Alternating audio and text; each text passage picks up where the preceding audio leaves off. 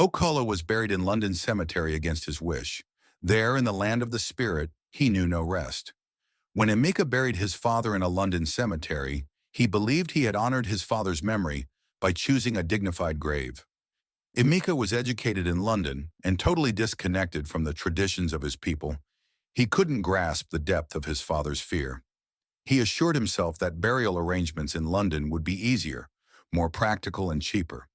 But beneath the gray skies of the London graveyard, Okolo's spirit stirred. The peace he hoped for in the afterlife was not there. The warm embrace of his holy ancestors, nowhere to be found. Instead, he found himself surrounded by foreign spirits. The land has rejected him, and the spirits of those nesting at the London cemetery treated him as an outsider. Okolo was a man of the earth, deeply connected to his ancestral roots and the rich traditions of his people.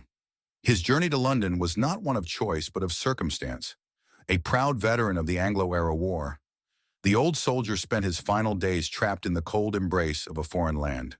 He never wanted to go for that treatment in London because he saw the Queen of England as the very woman who started the fire that engulfed his people. Decades earlier, he had fought to protect Igbo land from the colonial forces that ravaged it.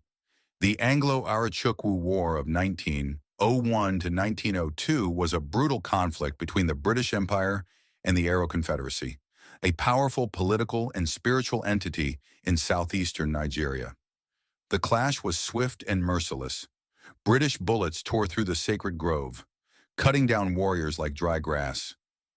Okolo fought with all the fury he could muster, but his machete was no match for gunpowder. The British set the oracle ablaze. The ancient stone altar, the heart of the Aro's spiritual power, crumbled in the inferno. Okolo watched helplessly as his world disintegrated. The Aro Confederacy was shattered within those 2 years. Survivors were captured and enslaved or fled into the wilderness. The British proclaimed victory, their officers posing for photographs in the ruins of the oracle. But the air remained heavy with the echoes of the dead, and the land mourned. Okolo saw the desecration, sacred shrines, and tearing apart the fabric of his people. He witnessed the destruction of lives and livelihood, the brutal killing of warriors and elders and people's savior. Though defeated, their spirit endured in whispered stories, in hidden rituals, and in the unyielding belief that no empire could extinguish the flame of a people.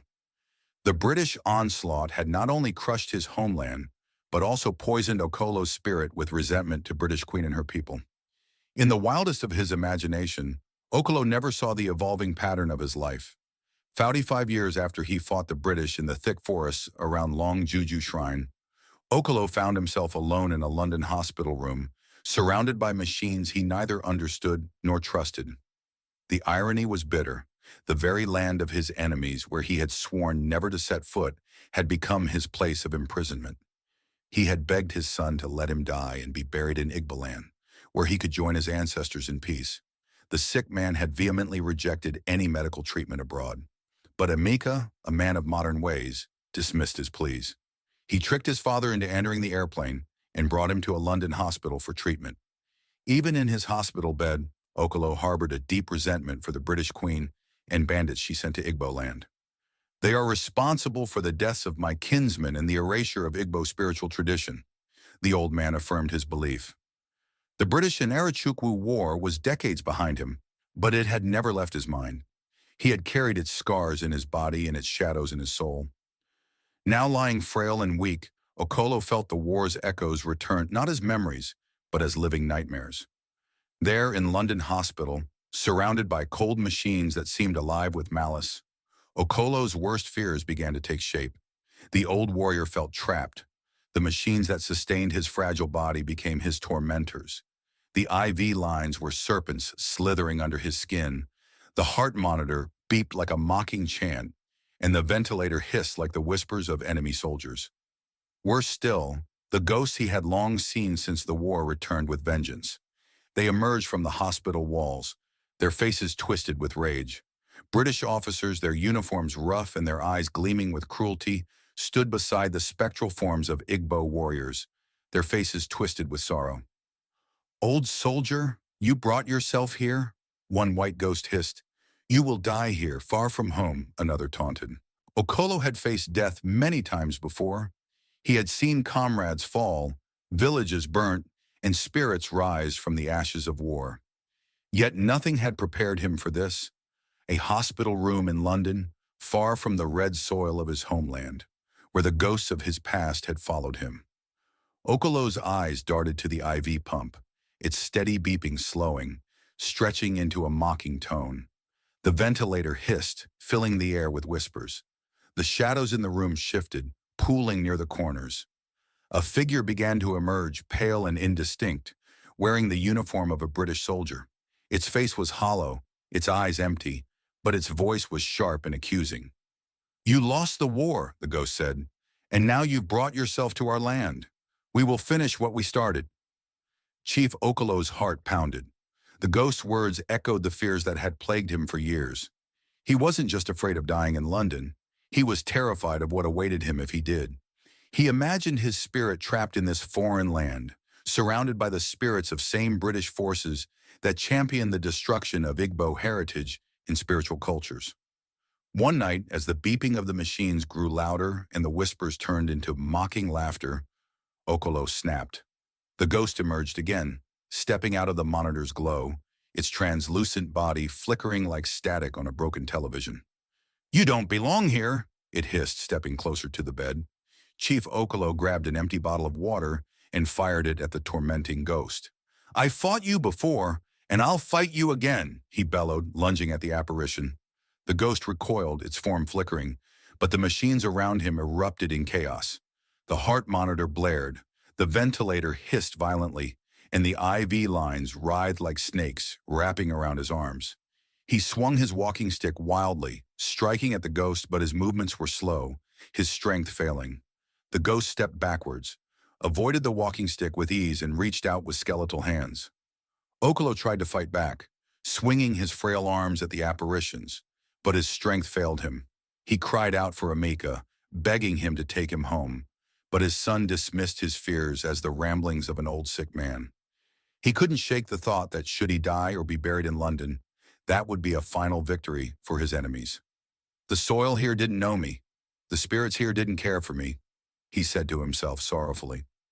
If he was buried in this foreign land, he feared he would be bound to it forever, a ghost among strangers. The Igbo man for sure has no interest in sharing the same heaven with the Queen of England. Emeka didn't listen. The logistics were too complicated, and Emeka's love for money would not allow him squeeze out few £1,000s to fly a dead body back to Igbo land. On his final night, Chief Okolo lay in bed, staring at the ceiling. The room was silent, but he could feel the machines watching him, waiting for his last breath.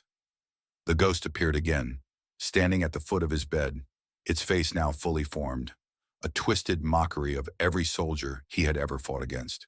To die in a foreign land was one thing, but to be buried there? The thought filled Okolo with terror. It was a fate worse than death itself. For the Igbo, the journey of the soul depended on its connection to the land of its birth, with the ancestors. Without that connection, the spirit would wander, lost and restless, never finding peace. That night, Okolo fought his hardest battle. The ghosts returned in full force, their forms shifting and flickering like shadows cast by a dying flame. Okolo was sure he saw the queen very close to his bed, flanked by thugs whose faces were twisted with sorrow and rage. "You are ours now," one hitman said, his voice echoing through the room. Okolo mustered his remaining strength, his voice rising in defiance before the bodiless queen. "I reject you and all your misdeeds." At that very moment, the machines hummed louder, as if the queen gave the instruction, their lights blinding, their whispers deafening. The room grew cold and the shadows deepened. From the corner of the room, a ghostly figure emerged. It was the messenger of death, coming to take direct order from the queen, its face pale and angular, and its eyes sharp with cruelty. The hospital machines became something more sinister. The IV pump flickered, its display glowing like the eyes of an enemy soldier. The wires tangled and writhed, forming shapes that resembled the whips of death. As Okolo took his final breath, he saw a vision of the red soil of his village, the spirits of his ancestors reaching out to him. But the vision suddenly faded, replaced by the cold gray fog of London, replaced by faces of ghosts he knew not. His last words were a plea to the earth goddess, to the universal energy, to forgive him for dying far from the soil of his ancestors. On his first night in the graveyard, Okolo's ghost emerged, confused and disoriented. He saw other spirits, pale and cold, drifting among the graves. When he tried to approach them, they turned on him with sneers of disdain. "This is not your land," one spirit said, its voice icy. "You do not belong here," said another, circling him like a predator. The spirits mocked him, their laughter echoing through the cemetery. They whispered insults, their words sharp as blades. "You fought against us, and now you are trapped with us. This is not Igbo land. You are a trespasser, even in death." Okolo tried to call out to his ancestors, but their voices were faint, distant, as if muffled by the weight of foreign soil. He realized with growing horror that the spirits of London had claimed him, just as he had feared. Meanwhile, Emeka went about his life in London, oblivious to the torment his father's spirit endured. But strange things began to happen. He started to dream of his father every night, seeing him trapped in the graveyard, surrounded by pale, mocking spirits. Objects in Emeka's flat moved on their own. Lights flickered, and a cold wind seemed to follow him wherever he went.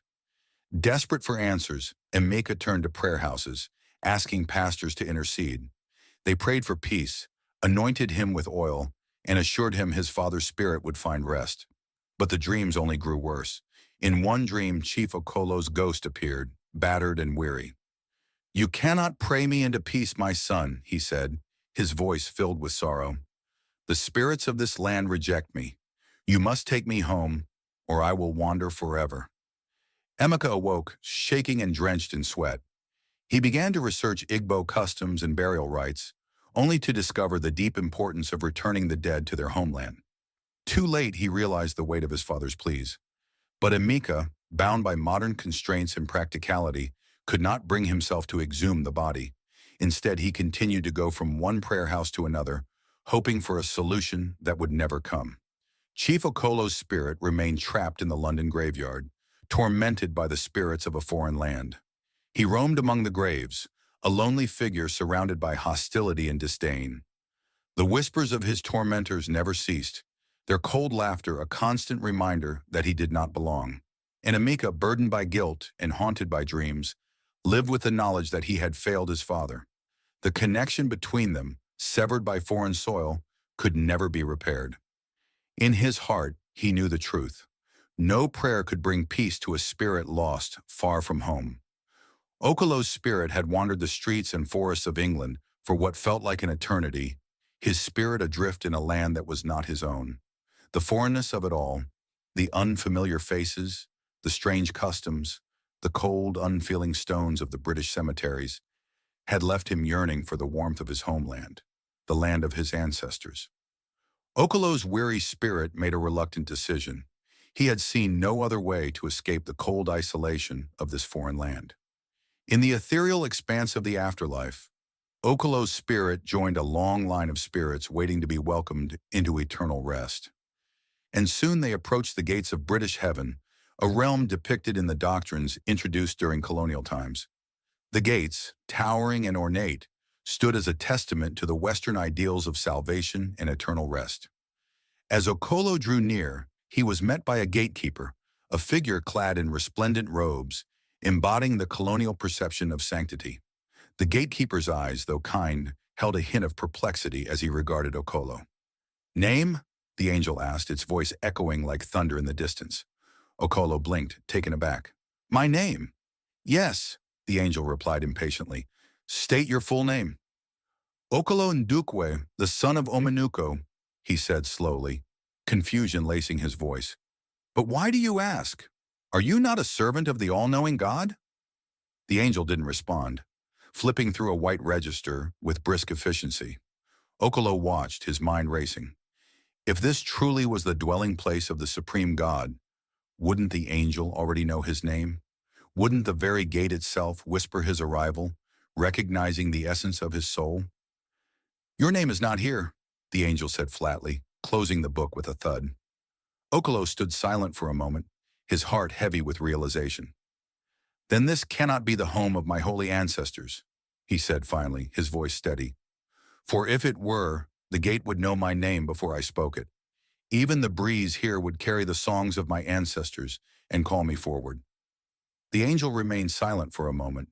It was the popular angel Michael, his expression unreadable. "Your name is not known to our God," he said finally, his tone measured. "But it doesn't matter. Names of the earth matter less here than the state of your soul." Okolo's brow furrowed. "You speak of souls, yet you disregard the essence of who I am. My name is not just a sound, it is my identity, my lineage, my connection to those who came before me. If this is the Creator's house, how can it be that his messenger does not know me?" Confusion and bitterness consumed Okolo.